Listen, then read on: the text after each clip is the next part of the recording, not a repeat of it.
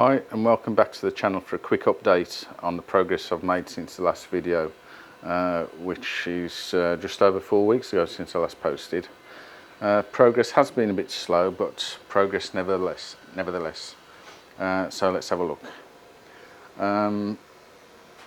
Since I last posted, I have stripped the paint off both rear wings, and I think you might remember that the sill damage on the driver's side was rather bad, so I expected quite a bit of damage on the wing, but very little as it happens.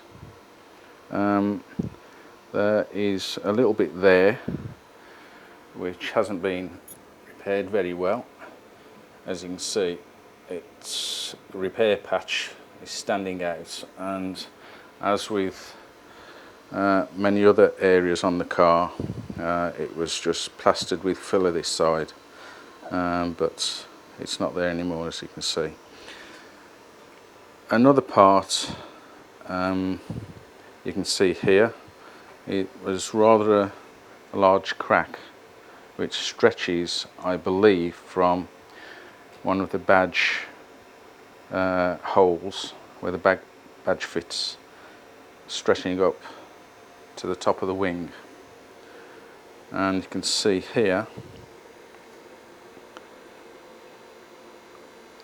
there are a couple of marks there that show where the split has been secured and then filled.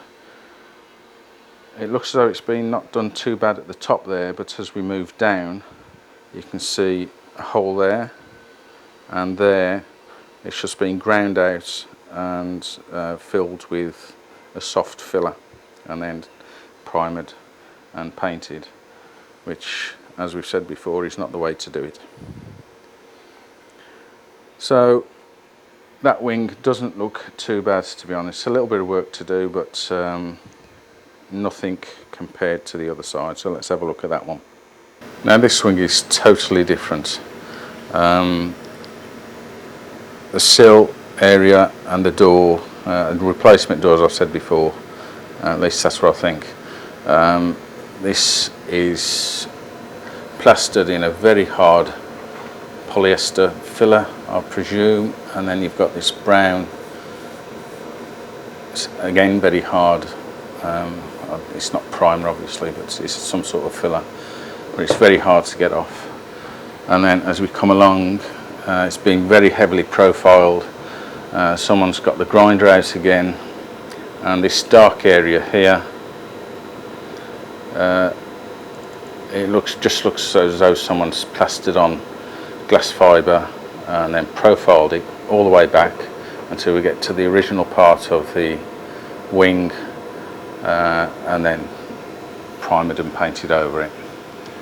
Again, as you can see here, there's a divot there. It's been ground out and just filled with a soft filler. So again, it's belies belief really on how this car has been repaired, but it needs to be redone, so there's a lot of work involved here. But what I'm going to do is I'm going to carry on stripping the rest of the paint off, tackle all the fiddly areas which are going to be left, and then do an assessment of what actually needs to be done and what I'm going to do in the future to repair everything. It looks as though it's going to be quite a long job, big learning curve ahead, I'm afraid. I have started to take the paint off the rear, just in front of the boot lid. I've got so far, but I thought I might as well remove the petrol tank, and that will be the subject of a new video coming up in a few weeks' time. I know it's a fairly simple job, but it may be useful to someone if I post that video. Something that a few people have mentioned to me is the lettering on the boot. They've said that the spacing is far too close, and looking at all the pictures on the internet and other people's cars, I must say I agree with them, but I've had a look inside the boot and I can't see any evidence of it being spaced further apart. But having said that, it might have been filled, well, obviously, if that's the case. So I'm going to take the paint off now and let's have a look to see what's revealed. Right, just a quick thing. Before I continue to take the plastic securing tabs out, you can see clearly here that they weren't removed, at least it appears so, before painting.